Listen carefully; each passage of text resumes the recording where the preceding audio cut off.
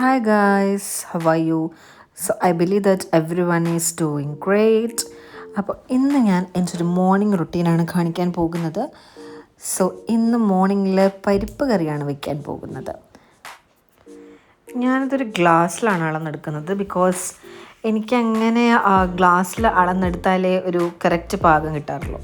അപ്പോൾ അതിനാവശ്യമായിട്ടുള്ള സവാള പിന്നെ കുറച്ച് ടൊമാറ്റോസ് കൂടി ഇതിലേക്ക് ചേർക്കണം. അപ്പോൾ ഇത് എൻ്റെ പച്ചക്കറി തോട്ടത്തിലുണ്ടായ കുറച്ച് ഫ്രഷ് ടൊമാറ്റോസാണ്. കുറച്ച് പഴുക്കാനൊക്കെ ഉണ്ട്, എന്നാലും മെജോറിറ്റി പഴുത്തിട്ടുണ്ട്. അപ്പോൾ നമുക്ക് തക്കാളി വിളവെടുക്കാം. എനിക്ക് ഭയങ്കര ഇഷ്ടമാണ് ഇങ്ങനെ ഉണ്ടായി നിൽക്കുന്ന വെജിറ്റബിൾസ് പറിച്ചെടുക്കണം. എല്ലാവർക്കും ഓൾമോസ്റ്റ് എല്ലാവർക്കും ഇഷ്ടമായിരിക്കും അല്ലേ. നമ്മുടെ വീട്ടിലുണ്ടായതാണെങ്കിൽ നമ്മൾ കുട്ടികൾക്ക് കൊടുക്കുമ്പോൾ നന്നായിട്ട് വാഷ് ചെയ്ത് കൊടുക്കണം.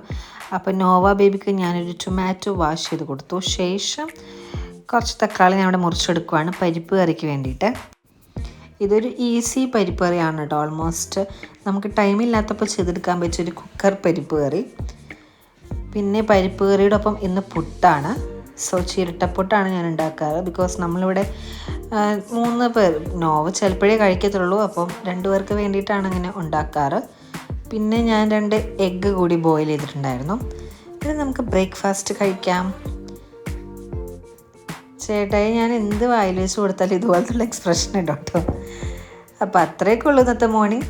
ബൈ.